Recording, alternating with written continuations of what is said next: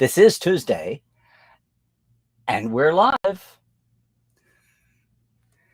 Strange New Worlds, the microwave of Star Trek. Today on episode 267 of Trekland Tuesdays Live with me, Dr. Trek Larry Nemeczek, coming at you right here from the heart of Trekland through Portal 47 for some sanity, clarity, and the big picture in all things Star Trek. Hope you all are having a great Tuesday. Hope you're having a good week. It's a hot one. It's a hot one in all kinds of places, including around the world. Gosh, I hope we're on here for reals today. Everybody's going to come popping in here in just a second. I'm sure about it. Boom. Let's do that. Yeah, Strange New Worlds, a microwave of Star Trek. If you are new to Tuesdays Live, you know what to do. Jump in the chat here, introduce yourself, say hi and where you're from. We've got a great community in the chat, and I will get to that as soon as I get off my little soapbox here, and then we take a look at the Parrot Analytics streaming TV ratings in the States, especially with a focus, of course, on our Star Treks. But that all comes later. If you are watching me later on YouTube and not live, welcome. And leave comments below, of course, always. But maybe try to catch us on Tuesday Live sometime. Like right now, for those of you lucky enough to be here. Yay. And here comes everybody in the chat. Again, hope you all are managing to stay cool wherever you are. Our friends across the pond. Oh, my God. England especially. The wildfires on the continent. It's crazy time. And I just feel like ours is around the corner. Meanwhile, the COVID wave is coming up. And as we wait on the news, next batch of news, especially potential Trek news, out of San Diego Comic-Con this coming weekend, a matter of 4 days, this Saturday, they ostensibly are asking 180,000 in the old days, maybe slightly less now, folks to all be masked. Everyone has to show a vax record when you pick up your badges. And then they're supposed to be fully masked the entire weekend, because we are having the B5 or the BA.5 variant, which someone is calling the worst of all the variants. So am I insane for heading down? We will see, but I will do all the things. I know I have a better half who will be really angry at me if I somehow delay or make life harder around here. Anyway, enough about me. Let's talk about Trek. What a topic. Strange New Worlds, the microwave of Star Trek.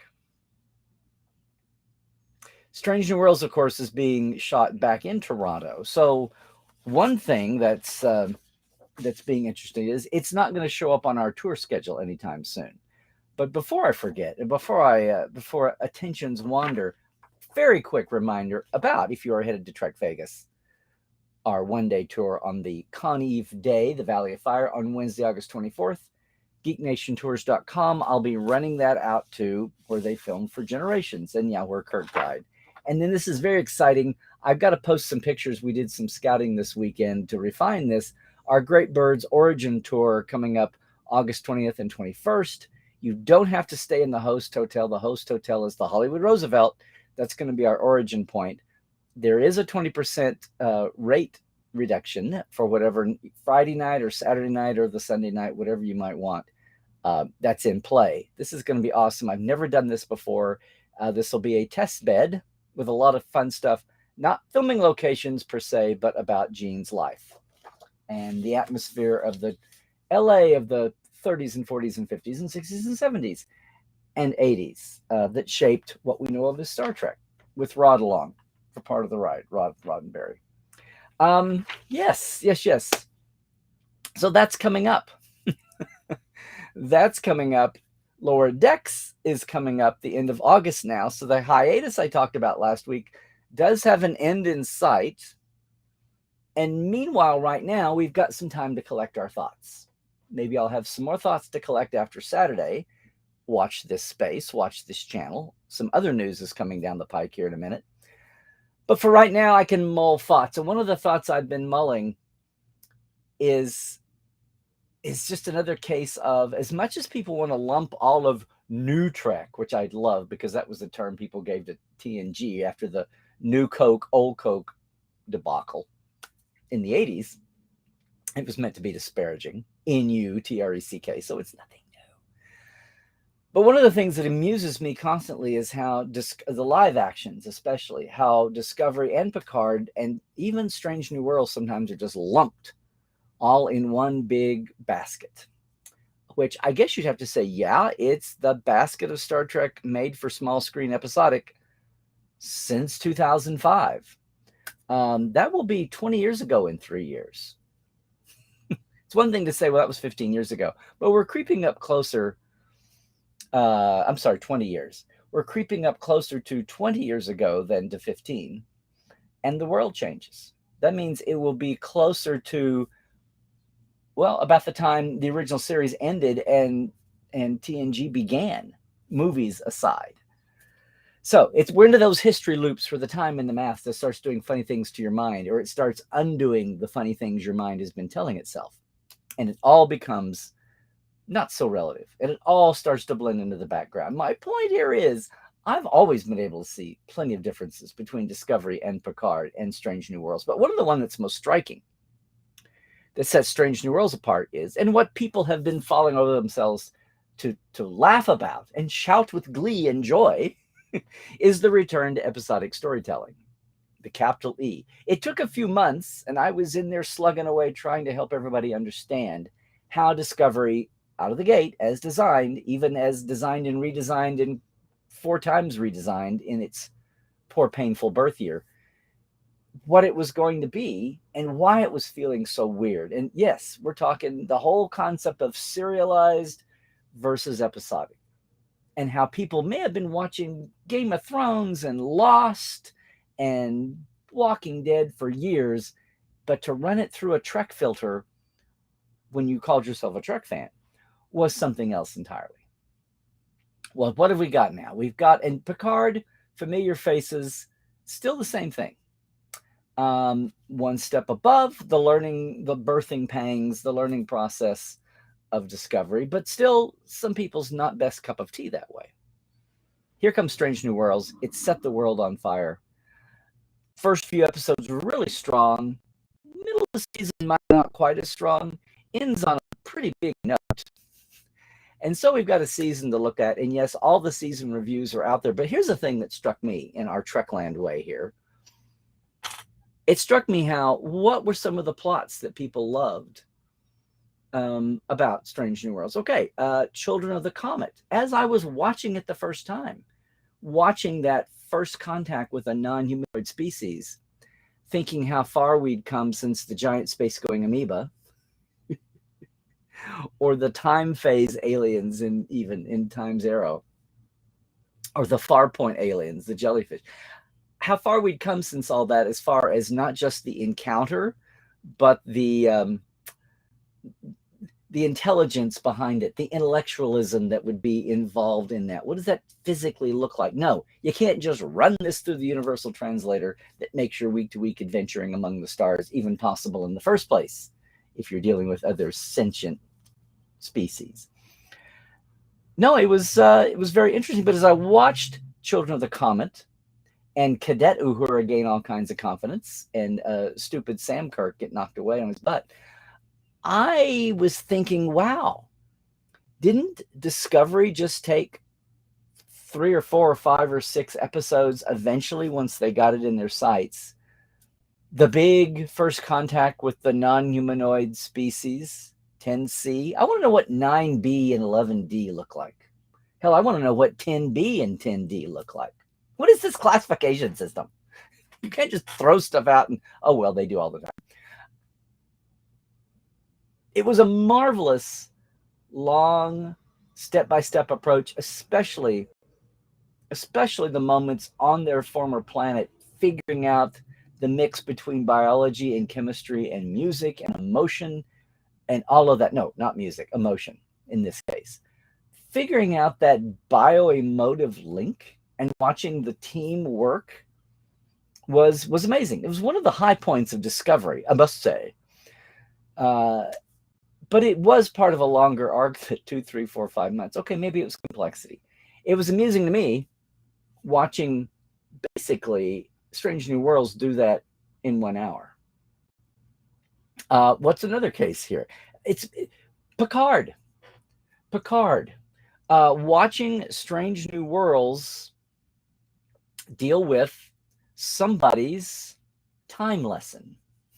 And boy, I know when we hit time, we're getting even timier, wimely, wobbly, wibbly than we are. We're talking about non-humanoid aliens and communication. But the realization of going week to week to week with the Q plot, basically, it was always Q all along. And what he was doing and what was real and what wasn't. And of course, it's fascinating watching alternate futures, alternate timelines, alternate future timelines, alternate past timelines. It was fun watching all that. And in the middle of it, you're caught in the mystery and you're almost dizzy. And in the bottom, in the final analysis, it was all a Q thing. As we said before, it was all just Q magic. When you get yourself all tied up in the temporal paradoxes, you didn't have to worry about it being temporal paradoxes being dealt with as the best we can with quantum mechanics, because it was all just Q magic in the end. It was all just another Q lesson. The same as Tapestry. And in the moment, I think I remembered saying, wow, so Q season 2, Picard season 2 is just a 9-10 hour version of Tapestry. Okay. It's a Wonderful Life for Starfleet. That's fine. It's a trope. It's a meme. It's a storytelling device. There's only 7 original plots. That's fine. What struck me, though, was watching and realizing that Strange did it in an hour. Now, in a very compelling way. Not a Q coming in to do it, but future me coming back to do it. And again, nothing that we haven't seen spin-offs from at times. We've seen future Janeway come back and yell at past Janeway. After we ourselves had seen what the disparity was, right? We saw Voyager end early. We knew where that was all coming from. Again, I'm inviting you, if you're on Twitch, I'm not ignoring you. I'm just talking for now before I get to the chat. But Twitchers and YouTubers, you're seeing all the chat as you find each other. And Facebookers, you're only seeing each other. But I will get to all of that again in a moment. Yes, so future me's and present me's aren't anything new in Star Trek. What struck me, though, in this time we live in now, when the pendulum is swung and people are still grappling with what the new paradigms of Star Trek are going to be, even as we've been through, oh my God, 5 series. Well, people love to say that it's 5 series of little mini seasons. What would 5... We've had 5. I mean, Discovery's had 4 seasons of 10 episodes-ish, a few more in cases. They're really like about 2 seasons in of old school. Think where you were with Next Generation after 2 seasons. Michael Piller hadn't even shown up on the stage yet, much less everybody he brought to bear, from Jerry Taylor to Ron Moore. I mean, we were still in the Maury Hurley era of Next Generation at this time. Picard the same way. Picard's had 2 seasons, and it hasn't even been a full season of 26 model era Trek. So, again, some relevance here going on, but basically everybody feels it in their bones, as opposed to something created as a comic book, as something created as a daily strip, something created as a movie franchise, most of all, something created as a novel. Star Trek was created as a weekly series, and that's where its first best destiny is always going to lie, despite the highs and the lows of movie making or any other format. I would almost argue STO gaming, but that's another story, is one that's an exception to that, because Star Trek has always felt like it was ripe and ready for massive multiplayer MMM gaming because of its tapestry of a universe, even more than Star Wars, because Star Trek was on film, not trading cards. But I digress.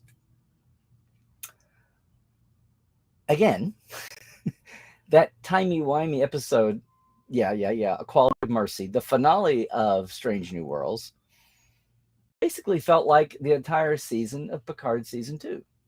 Different instigators, different devices, if you want to call it that, but the end result showing somebody a lesson learned here. In this case, helping in Picard's case, it was really more about being therapy that didn't need to be changed. Picard or Strange New Worlds being a precautionary tale about don't take this path. So therapeutic in a big way for Pike, obviously, if he's indeed backed off of that. So hashtag update there. We've seen Henry Alonso Meyer in a very recent interview just in the last day or two talk about it's not ending that thread for him, but it's going to be the end of his daily struggle with it. Thank God. You know that couldn't go on forever. It bogged down the entire series. Touched upon occasionally, sure. You know, like Picard and kids. But here you go. Strange New Worlds took basically a half a season's arc, the big bad, half a season's arc, and did it in one episode. It took the basic of Discovery. It took a timey-wimey from Picard's whole reason for being for its second season and did it in an episode. Now, the creators, Henry Alonso Myers and Akiva Goldsman, have all talked about Strange New Worlds being an exercise back in showing this is how we do standalone shows. Not standalone character arcs. People don't automatically forget Edith Keeler the next episode. Those things are going to hang on with our characters now. And yeah, our legacy characters are going to blend into the bones of what we know from the original series. I don't think anything's going to be violated on paper. But it was a test. It was a test on that finale. I was constantly thinking, okay, is this going to be a future Pike wipe away? Or is this something that by Pike's reaction tells us something from Prime? And of course, we're jumping ahead 7 years and going into an alternate. So you had plenty of that to explain away most everything. I'm going to go in the weeds at some point. We're going to get back and talk about the Farragut. The Farragut and Pike's accident. But for now, there's where I am. There's where I am. And on top of everything else everybody has said about Strange New Worlds all season long, about the individual characters, killing off a regular from square one, weaving the legacy characters in and out of known canon, and still making them fresh and new without violating anything, and being faithful to the new characters, and why didn't Ortegas get an episode? All kinds of things going on. That includes the Gorn. It struck me how it's almost like, what is Strange New Worlds? Is it a microwave? Here, we have a story we want to bake in the oven for Picard and Discovery on this serialized storytelling. But we're going to get it done in an hour over here on Strange New Worlds. Now, that sounds facetious. And of course, by definition, that's what we're talking about. Wrapping up a basic plot in an hour versus taking 6 or 7 or 8 chapters to do it over. That's the definition. That's why you're aboard her. One is serialized, one is standalone, of course. But it gets back to, I'm still trying to get a handle on if the popularity of both sides of the fence, and believe me, there is lots of popularity. Hi, audience of mine. There's tons of popularity for the storytelling of Discovery and Picard, especially Discovery. Now, has it got to the stratosphere? No. I don't think the newer audience has found itself to explode. It took Next Generation 3 or 4 actual years and actual episodes of long seasons to get to that best of both worlds breakout moment and had that start catching up over the next year or two. So we'll see what happens. It's also not the same landscape of the 90s. There's a few other genre shows out there to steal people's attention. But at some point, at the end of the day, is it generational like so much else feels like? Or is it just that we haven't heard from the serialized storytelling fandom? We're starting to more and more. I see pushback. I have to get out of my circles and go find it. And no, I'm not talking about trashy, toxic tuber circles. I'm talking about sincere, legit people talking intelligently and having their own comments to talk about the standalones of Strange New Worlds. Because here's what's funny. As much as, and yeah, I kid about, is Strange New Worlds the microwave? We can get things done faster. That is not a competition. That does not mean that Strange New Worlds is better than the writers. Strange New Worlds team is not better than the writers of Picard or Discovery. It's what the goals are. It's what the playbook is. What struck me as funny is how we have a whole generation that's into that, as we said before. That's more like it mode for Strange New Worlds. We have a ton of people who are sincerely just kind of blown away by never having really been a fan of the old, or having vague memories. Yeah, my dad showed me, my Aunt Mary showed me, my next door friends showed me. They didn't really live week to week. They didn't really absorb the mantra, a random show here and there from Next Gen or Voyager, whatever. But they've really been brought up on Discovery, if you could call it brought up, and it's fresh to them. And some like it, some don't. And I don't have any data here to back me up. I don't even have a Spock to back me up. I don't have any polling and surveys here. I'm totally going on gut reactions and trying to get out of my circles of socials, especially Twitter, and break out into other circles and see. It feels like it's easier to do that with Twitter than it is with with Facebook, much less. Instagram is pretty, it's secretly Facebook owned. But Instagram still feels, thankfully, a little light and pretty and image focused, or else gooky focused, or else TikTok wannabe focused. But no, it comes up mainly on Twitter. So it's just, it's one of those things that, is there a huge headline screaming out of this? No. But it is funny to see people come full circle or come to Strange New Worlds for the first time with the understanding of, oh, that's what we used to like, or, oh, this is exciting and fresh and different. Yeah. A microwave for Star Trek. Are you going to be able to get your arms around episodes faster? Can you remember titles and plots easier? Is it easier to show that vaunted range from horror to courtroom dramas to all-out farce and hijinks? Is it easier? Of course it's easier to do that tone to tone to tone, show to show, than it is when you've got that serialized thing going on. And I would almost say before this that, Lower Decks, Prodigy, was second of the animateds. And it's serialized, but with standalone elements. It's got heavy character arcs that almost become serialized. Lower Decks has some big picture things happening, but everyone is still pretty much you can remember the Duplers. You can remember Wedge Douche. You can remember individual episodes that way. We're all talking about how we seem to enjoy Strange New Worlds being a breath and a relief from the past. But what does that really mean outside your emotional gut reaction? What does that mean for the storytelling? And I will still submit that still, even after 5 years, and we'll see, the pandemic feels like it has we've had such time dilation with the pandemic that really we would be much further along. And I don't mean just shooting episodes, but we would be further along in our emo development if writer and creatives' minds and the audience's minds hadn't had so much of ourselves consumed with the pandemic and surviving adapting to a whole new universe here, on top of the world we knew, and trying to be normal through that, including create and enjoy our filmed entertainment. So maybe this has taken longer than it would have otherwise in another time stream, another universe. But I will say, eventually it will get there. We can all see the improvement. Even if you were I know I've seen people who enjoyed season 1 and 2 of Discovery and hated 3 and 4, or what have you. Hate's a strong word, maybe not hate. I tend to think it's been an upward climb. Whatever you think of the individual choices, just the affinity, the comfort zone of writing serial Star Trek. Certainly a lot has been learned. I'm certain that Picard learned a lot from the lessons of Discovery. I'm certain that Strange New Worlds learned from the lessons of both of them.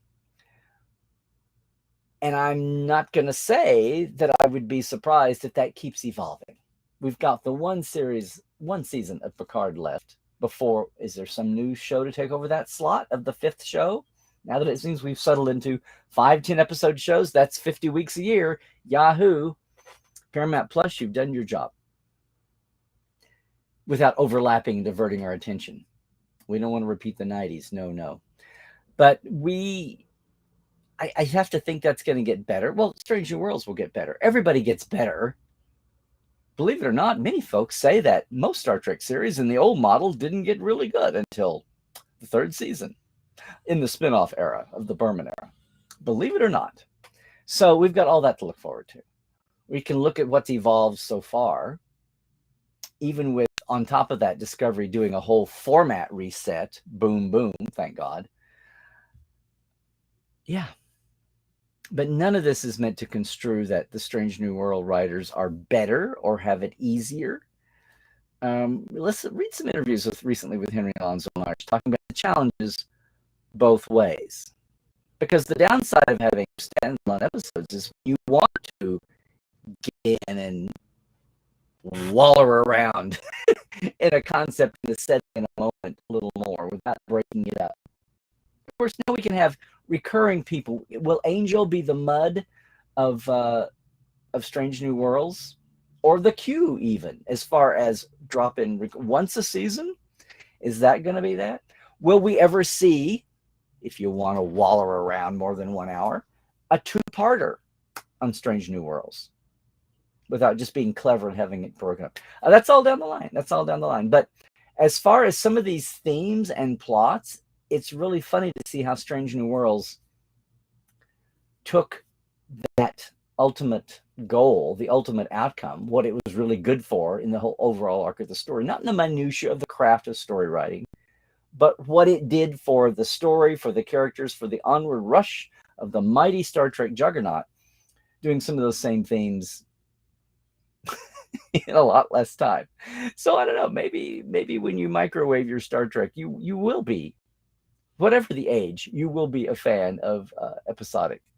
If you enjoy your novelized version of Star Trek, and they continue to up the game on writing it and getting it to you, maybe you will come to enjoy Discovery or Picard or whatever comes down the pike. Section 31, we'll see. That's built and done that way.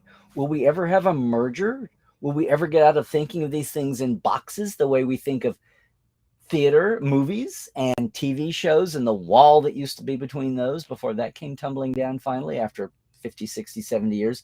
Thank you, cinematic TV and HD large screens at home. We'll see.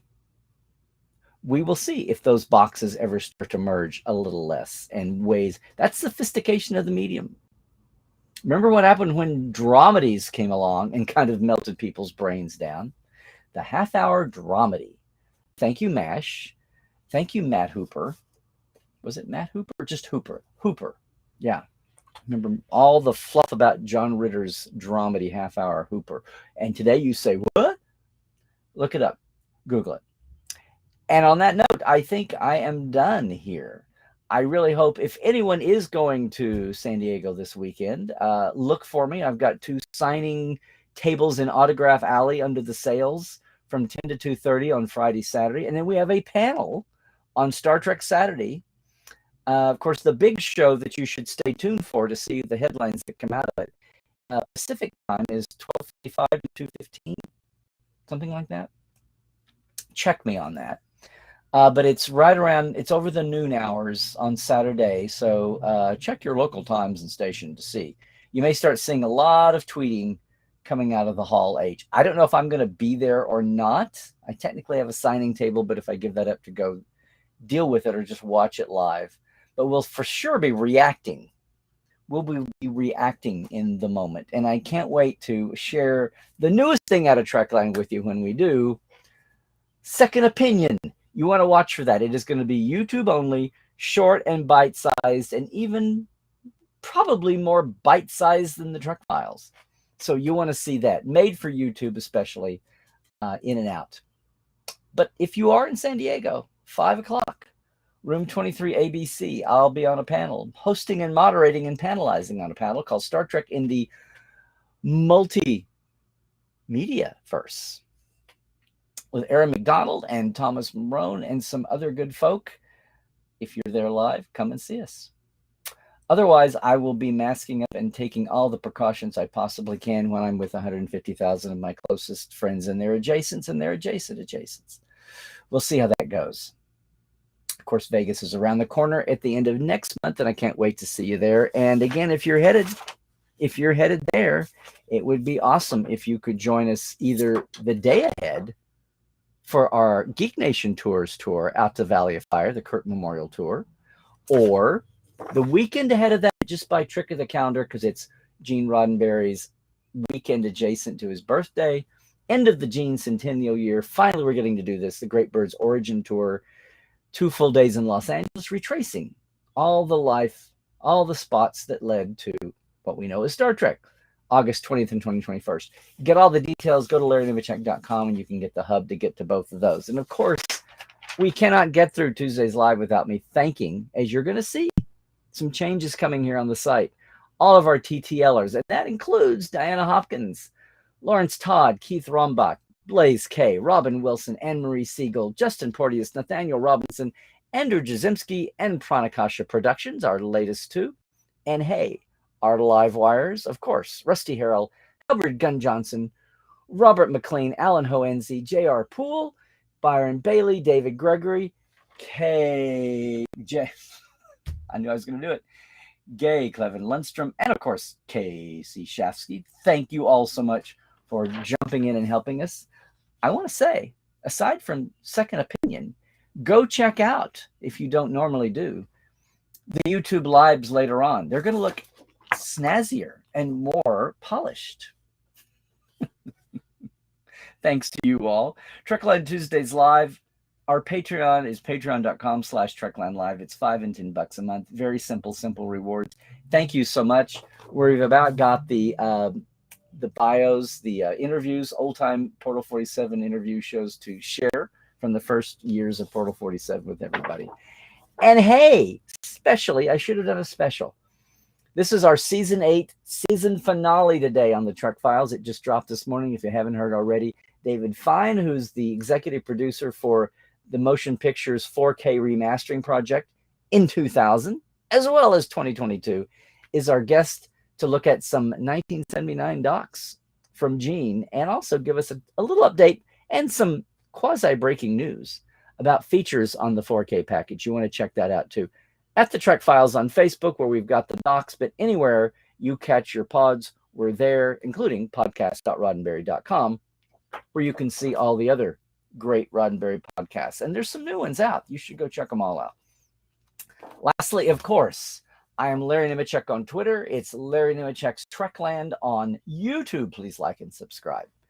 And Facebook and Instagram. And if you want to be with us all year long, in a deep dive really kind of way, join the Portales and me, portal47.net.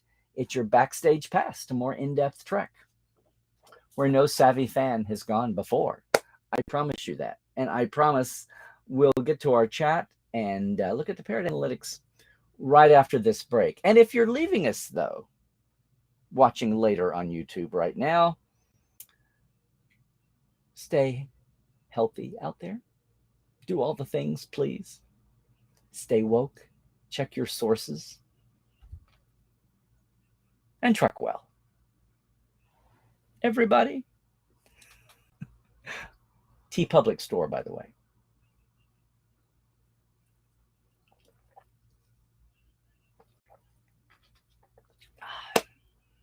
All right. I'm going to back scroll through the buttons here. All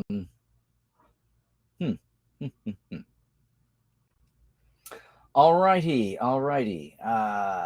Let's look at the parrots, shall we? Oh, so the Parrot Analytics, for those of you who may be new today, company that came along to try to bridge the gap between the old Nielsen's that measured popularity because of ad rates to be set for commercials, and everybody had to know the same data, and it was public, versus the streaming era, where the streamers from Netflix on down all keep their numbers to themselves. And we don't know really what's going on until shows get picked up or canceled or, what have you. Um, we've been watching ever since about 3 years into the company, but ever since Discovery first launched, obviously, week to week, because Parrot has a metric they use where they scour the internet. They call it average demand expression. It's basically an academicized, monetized, mathematicized, statistical buzz factor across the internet. And that's what they've been doing. We now look at it as a measurement of their average show out of the hundreds and hundreds of terrestrial and streaming shows and cable that's out there. They post these, well, for every country gets a poll. Many countries gets it, dozens get a poll. The US results are posted at their site every week under their Insights tab. We've been looking at their top 10 for ages. And this week, looking at the streaming onlys, Bing, yes, Strange New Worlds is right there. It's at number 6. It's sitting right at the 33.0 times more popular than the average show, the mythical average show. That's right where it's been, in the 32, 33 range all along, which is interesting. This week, of course, Stranger Things exploded. It's at 174 times more popular. Then The Boys had its finale, I think. It was big. Umbrella Academy's back. Mandalorian and Obi-Wan are in there. Then Strange New. There's a cluster at 34, then 33 with Obi-Wan. And then Our Flag Means Death. In fact, there were some markets and time periods where Strange New Worlds was more popular in the parrots than Obi-Wan Kenobi. It was like one on the rise, one not so much. Then Our Flag Means Death, Handmaid's Tale, sadly, Star Wars, Clone Wars, and Only Murders in the Building, which is back, and it's coming up with a bullet because it's out, and I can't wait to see it. That's where we were with the overalls, with the digitals. Overall, Stranger Things blew everybody away at 174. Then you've got SpongeBob, then The Boys and Umbrella Academy, and then Game of Thrones, Sesame Street, Saturday Night Live, Better Call Saul, The Flash, and Breaking Bad. And a lot of those aren't running fresh shows at all, but whatever the news value, headline, star, sequels, news break, people run back and look at older shows, and it shows up in the parrots. Amazing how that happens. You would think that would happen more often with Trek, but we will get there. Let's get our prodigy generation all raised and grown. And we'll see who's dominating the parrots in 20 years. We'll see. Maybe less, maybe 15. But there you go. Now, I did take a look at Strange New Worlds as an individual on their 30 and 60-day trend lines. And over 30 days, it's at 32.2. So it's right about flat that way. Bear in mind that all these numbers we're talking about right now, they're all in the upper, the upper 2%, the exceptional class. All the Treks are always up there. If nothing else, they barely go down into parrots outstanding, which is the upper 2.2% of everything, 2.7, I should say. Their trend line for Strange New has been a little down over 60 days. And now the season's out, so that might continue. But you'd think all the crazy buzz about Quality of Mercy and all that back and forthedness, that a future Pike is just as good as dismissing as a Q-Flash, painful as it might be when you're on your last legs. Hey, I just was curious about going over and looking. You know what I did, gang? I just gave you the report from 2 weeks ago. I certainly did. I've got to do this really quickly just to set the record straight. Strange New Worlds is still there at 33.3% this week. It's number 6.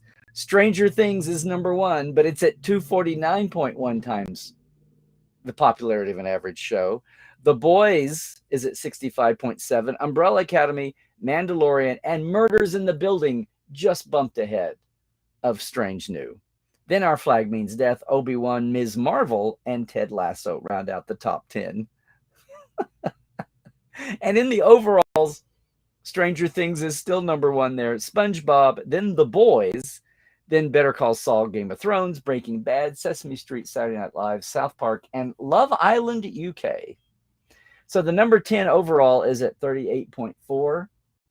So even in the overalls, you can see that Strange New is probably down in the lower 20. That's pretty funny. I was curious, though. about lower decks because it's next on the horizon. Is the buzz for lower decks coming back? Are people starting to talk about it very much? It's not so much. It's down at 12.4, which is still in the outstanding, the upper 2.7% of all series. This is US that Parrot is somehow measuring, the hundreds of series, and lower decks is still in the upper 2.7%. Okay, just to keep in mind here. Now, the demand is down 2.8%. That will turn around when we get closer to August 25th. The overall trend line for 60 days, the demand for lower decks, can you see that?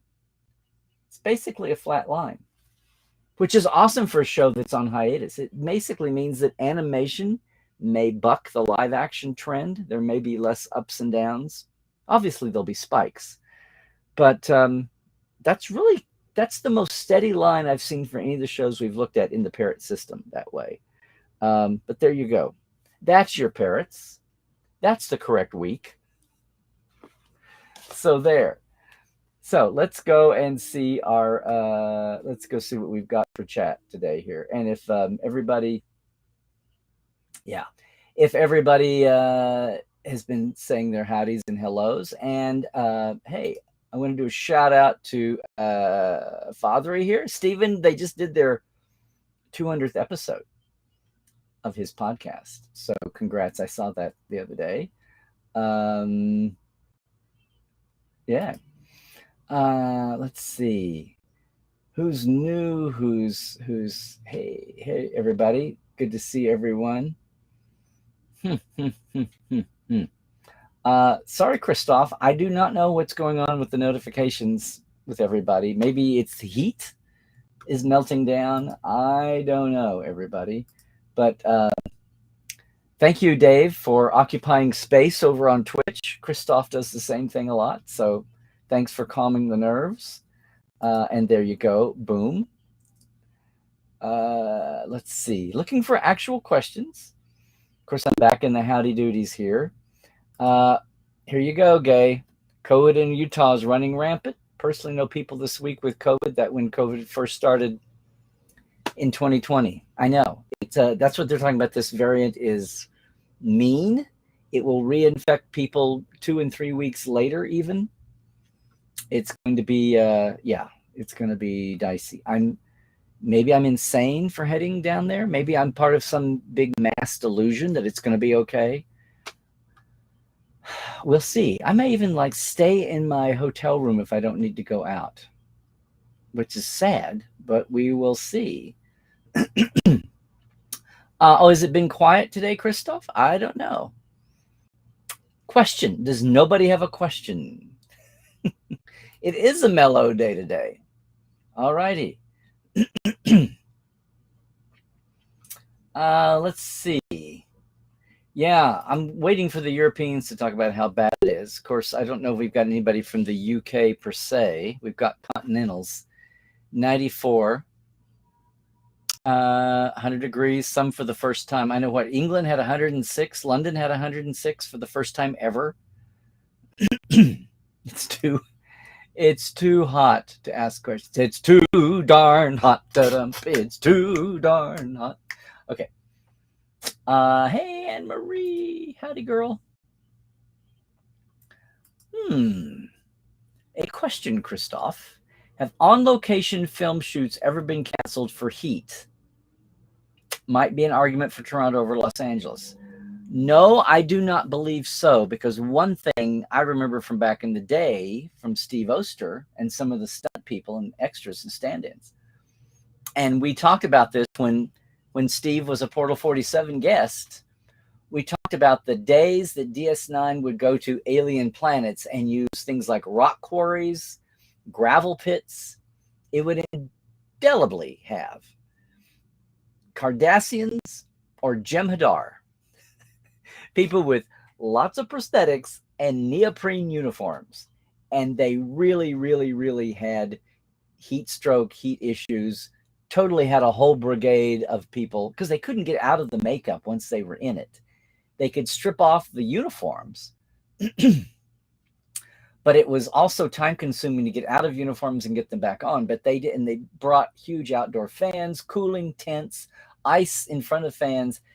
And they still had, they had a couple of times had people overcome with the heat, even with all the precautions they took, because they could see weather forecasts coming. They didn't get out to the gravel pit and go, oh my gosh, it's so hot today. They saw that coming. They always report weather conditions on the call sheets for the next day. Well, they do it for the day of, but they always remind people, like rain, because they're looking at rain to see if they have to totally scrap an outdoor shoot and have an indoor, backup day instead. I don't believe things have been canceled. Now, I know during the El Nino year in 1998, when they were shooting Insurrection, and they built the first Baku village, and it was totally inundated by rain, and they had to put off the whole schedule to go rebuild and refurbish it. It still wasn't as huge and big and awesome as it was at the beginning. But that was one. That was about rain, though, not heat. Maybe one of our folks will chime in and remind me. But that's a good question for today. So, yeah. Hey. Yes, hey, Nadim. Good you could join us. We'll get to know more about Ortegas in season 2. Melissa Navia said it on Women at Warp podcast. Great recent interview. Yes. And listen, speaking of that, Melissa has been all over the map on Twitter, standing up for people. She is straight. She's not gay or on the spectrum, I believe, but she is amazing defending people that assume this about her, much less about Ortegas, and the haircut. Now, I don't know where the character is going to go. We've had some interesting looks between her and Chapel at times. But we'll see what happens with the character. But really been just a championing for who cares about the character or her. She very tragically lost the love of her life, her guy, as they were filming and before it hit air. She had a really tough, and she was kind of public with it. Talk about somebody with, nerves of steel there and a huge heart to boot, who's going to be out there. I think it just ticked her off the wrong way, and she attracted a lot of attention. If you were in the Twitter sphere, maybe some stories written about it too, but check that out. She was a lion about the whole thing. It is kind of a light chat, I can tell already, but here we are. Here you go, Melanie. It was 104 in Modesto. Today, 106 yesterday. Whew, not quite so bad. Not quite so bad. Hey, William, it was good to see you at SoonerCon and at LobbyCon for SoonerCon. And glad we could get your companion signed. Yay. Yeah. Oh, there you go, Tobias. You're only going to be 105 this weekend. Yeesh. I should say, I didn't hear about heat so much from everybody that just got back from shore leave or is on the way home from shore leave. I get to shore leave like once a decade, it feels like. We had the aughts and the teens, so hopefully sometime in the 20s I'll get to shore leave. But it was good to see everybody posting from there. Good old school Trek Hotel Con, yay. Yeah, runways melting and buckling at Heathrow, or should it be Heat Row? Yeah, Melanie, Heat Row. Here we go. Today's topic. So, Michael, good to see you again, too, by the way. Episodic Trek is very appealing to me. The only way SNW could be better by you is if it were half as long and twice as funny as a cartoon. Wow. If only somebody could explore that format. Got to get out of the executive suite and go down to the lower decks for that one, though. Oh, my God. It's 108 in Fort Worth. I got no doubts. Yes, and humid. It's not a dry heat. See, that's what we need to see. Outside of Phoenix and Vegas, everybody needs to say, but it's a wet heat. It's a wet heat. Hello, Tobias. Why do you think I was either going to move to Colorado or California when I had finally the means? Yep. Yes, strange new lower decks. Exactly. Well, I don't know who wouldn't prefer. Well, some folks have made cracks about replicators. So there we are. Hey, Nadim, do I think Strange New will turn into a TOS reboot? I hope not. I hope not. In fact, I meant to say this at the beginning. The one aspect of microwaving Trek plots on Strange New, speeding up the storytelling. Yeah. The only thing about saying that Strange New is the microwave of Star Trek is that I hope that doesn't mean we're going to microwave our way or we're going to speed up our plot lines and wind up just launching in the original series with a totally recast crew and picking up for the first year of Kirk's mission. That's Strange New is supposed to be about Pike and his years and his journey in Odyssey and the people around him. We don't need to, Enterprise rushed into the technology of the future way too fast. And I think it took away some of the charm of the original episodes. Let's not repeat that. Let's not race Strange New Worlds headlong in the original series. Let's not race to hire Scotty. And to his credit, one of the producers, I think Akiva or Henry, said that's not going to happen. The next engineer, he spelled it out, will not be Scotty. Thank you. Thank you. I knew these guys had a brain on there. Let Strange New be Strange New. Let Pike's crew be Pike's crew. That's the one thing I don't want to microwave in Strange New Worlds. Let that take its time. Let's oven bake this series, okay? Thanks for that reminder, though. Yeah, there we go. I don't know. What about you, Naeem? Do you want it to? Does anybody want it to? We'll see. Oh, Melanie, you're a few episodes behind. Whoops, spoilers. Oh, sorry about that. Oh, sorry. You sound like you got some weird tech issue. I'm so sorry. I am so sorry. Christoph, glad to see you agree with me. And yes, a simple TOS reboot is the last thing we need. Thank you, Christoph. You sound like me. Betazoid wedding planners. Cheers on K7. Yeah, exactly. Hey, Dave, we'll see you there then.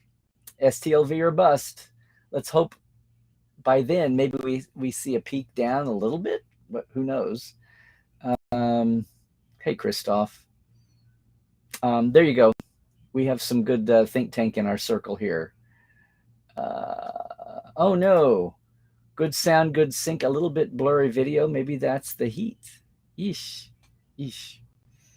Yeah, it has been a quiet chat day. Maybe we'll see. We'll see what happens. No, I'm in Chrome. I have no vents blocked. We'll see what's going on. It may just be the heat in general.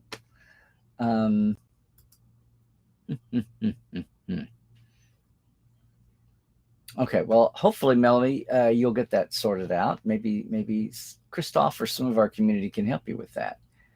Oh, Justin, you were here when it was really a heat problem and we didn't even know it. Always take the plastic off your computer because you never know what the new holes your new model has and where they are and what's getting covered up. And yeah, you can hashtag that. You never know where the new holes are. All righty here. Hey, Nathaniel. As much as the stories have been cut down to single episode, the tendency to have 3 to 4 stories is still present. Well, that's a different thing. I'm not talking. Next Generation had A, B, and even C stories. So yeah, Spock and Muck had 4 concurrent stories. It was lovely, but it's one of those things some criticized in the new series about having A, B, C, D stories. Well, then we truly are back to Glory Days Trek, because that's exactly what people used to talk about, the B story on Next Gens. The alien scientists with the asteroid falling into their planet that have to be saved, or they've got to send their radioactive toxic garbage into their star, or they've got earthquakes that need shoring up. The B story with the 2 token aliens on screen. that have a back wall set behind them, and that's all they needed. You say on your longer quote, you can't help but notice the number of episodes that are now 60 minutes in order to accommodate all the narratives. What do you want? You want to go back to 42-minute episodes? What are you saying, Nathaniel? What are you saying? They're paying for the sets and costumes and props and writing and the AR wall. Let them tell the story and not be unencumbered by that. Oh, really? Facebook comments are not showing up on YouTube? That's interesting. A Strange New World, Stranger Things crossover. Well, would it be Strange New Things? Or would it be Stranger New Worlds? Actually, that's the episode opener for season 2 is Stranger New Worlds. Yeah. Gonna have a famous song, Warp Up That Nebula. Okay. Test comment. Alrighty. Everybody's in their own silos, as you're saying. That's interesting. I wonder if that's something today or what's going on. Well, sorry, everybody. You're only seeing each platform's comments then. Wonder what's up with that. Yes. And our chat's very concurrent, too. Very upfront about knocking down some of the negativity and bigotry popping up on Twitter, recording her and her character. No shrinking violet is she, and that's something that sure comes through in Ortega's. Are we doing? Yes, we're doing the weather, Rusty. Don't you love it? I'm your new weather girl. Too bad you can't see my mini skirt, my sexist weather girl outfit. Orlando is 81 and a monsoon. Right. It's a wet, not heat. Exactly. Yes, somebody mentioned that above, and it's been out there for 2 or 3 weeks, and it is amazing. Seen her Instagram without it, and she looks kind of normal. Yeah. Here in the mitten of Michigan. Yep. Well, hang in there. I'm only pulling comments from Facebook. No, I've had Twitch, and I thought I had some YouTube. I don't see any YouTube comments. I've got YouTube showing up here. I've got it showing that I'm on. No, I had YouTube comments from Gay Lynn and Dave Gregory on YouTube, unless YouTube shut down or people abandon YouTube because, again, Facebook is where the majority are. But here in my master, I'm getting everybody's comments on Restream. All righty. Let's see. So, Nathaniel, let me go back to this. You're saying that there's opposition to the old A story, B story, C story? That's interesting. I would think people would want more Trek. As long as they were, handled adequately and they weren't superficial or they didn't get in the way of expanding another line. But I didn't feel any one line suffered from having the 2 and 3 lines because some of those lines start converging after a time. And you've got to have a meaty line for Uhura so she doesn't ever meet T'Pring. Hey, there you go. You love Pike. Strange New World should be his story. Exactly. And that seems to be, after a few worries, that seems to be exactly where the producers' heads are. So good on that. Here you go. You have trouble with Paramount Plus on Chrome, but okay on Firefox. Well, that's different. Usually it's the other way around. Usually my first reaction now is when I'm on Firefox all the time. I just hate Google and Google Chrome Master, but it's like the equivalent of the old days with Microsoft and Internet Explorer just being the monster that the whole world bowed down to, and I hated that. And that's where Chrome is now. But I do know that if something is not working, my first instinct is to go over to Chrome and see what's going on. What are we saying? Oh, inside baseball question from Stingray. With Top Gun Maverick filling up the war chest at Paramount Studios, they finally have money to get that. Well, they're talking about it. It sounds like it hasn't been about money now. It's been about timing and scheduling. So thank you, Stingray, if you're still with us, for being someone who actually cares about the Kelvin movies, because apparently they're going to go with a Kelvin movie with their cast. I think it's all about scheduling right now. Which, remember when I said, when Chris Pine said he was acting, but also directing in this movie that won't wrap up principal until next month? He'll be into post on that for 2-3 months, and there's no way they're going to get started filming this year. What, the last day of 2022? We're all going to start officially filming on December 30th, just so we can say we got started in 2022. That's what I'm going to say. But I don't think money is the issue now at all. The Weather Girls, it's raining men. Yeah, and exactly. I missed my line there, Melanie. No bloody A, B, C, or D. More like it's raining sweat. Well, it is the middle of the country in the U.S., and it is July, and we're not even to August yet. Oh, dead dog August. It's one thing to be human, but to have no breeze. Oh, my God. Oh, my God. Hey, Christoph, you're coming in from YouTube. It's all good. Plenty of letters left in the alphabet. I know. We want the Z story. You want the Z story on Strange? I do. I think this is the real end of the chat. So I didn't gin up a lot of thought or controversy today with my microwave analogy. Oh well. I'm glad for everybody who's here with us today.